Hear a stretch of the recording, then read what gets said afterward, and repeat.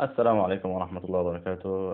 أخباركم يا شباب؟ طبعا أنا يمكن بقالي فترة ما بنزلش أي فيديوهات، بس النهاردة الفيديو هيكون عن تلخيص الكتب، تلخيص الفيديوهات، تلخيص بشكل عام للفيديوهات يعني. فأنت أكيد جه عليك وقت إنك بتمسك مثلا كتاب PDF مليان من أوله لآخره، بتبقى محتاج أسبوعين عشان تقرأه أو حتى تذاكر اللي فيه. طب بص، أنا عندي 3 مواقع، هما أكيد معروفين، بس أنا مش بجيب المعروف او مش معروف، مش بركز على الحته دي. انا بركز ان هو لو مش معروف خلاص الناس هتعرفه، لو ما معروف مش مشكله، بعرف الناس بيه تاني، او لو في ناس مش عارفاه بتعرفه اكتر. فالمواقع دي بتلخص لك اي كتاب، يعني مثلا سيرش او بحث، بس في دقايق قليله يعني. بس فنبدا يا شباب باول موقع ان شاء الله كده، اللي هو بلينكست.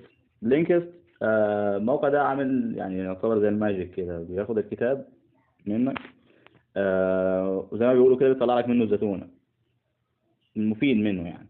فمثلا أهم أفكار، نقاط رئيسية، في 10 دقايق أو ربع ساعة تقدر يعني. هو بص بيقول لك 40 مليون داونلود، وواخد 4 نجوم و7 من 10، يعني موقع كويس جدا، وبرشحه للناس اللي هي حابة إن هي تلخص الأفكار أو الحاجات اللي في الكتاب اللي هو عايز يذاكرها. ده بالنسبة لبلينكست. ماشي، نخش في تاني موقع معانا يا شباب اللي هو بعد بلينكست، سكولسي.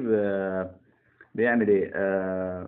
بيشتغل يعني زي ما بيقولوا كده بيستخدم عقله مثلا، او بيستخدم دماغه انه يحمل لك مثلا، تتحمل ملف PDF بتاع الكتاب او البحث انت بتحطه، وهو بيقراه وبيعمل لك ملخص مرتب يعني بعناوين وافكار اساسيه.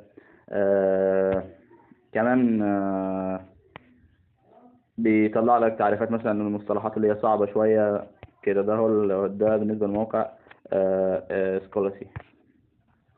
فأنا أنصح بيه بشدة يعني إن هو الناس تستخدمه. كده كده هحط كل اللينكات في أول كومنت إن شاء الله كده، اللي هو بتاع ال3 مواقع. نخش في الموقع الثالث، ده آخر واحد معانا، اللي هو summarize.tech. أنت مجرد ما بتكتبها كده في البحث أو أي براوزر تصفح هيفتح لك الموقع ده.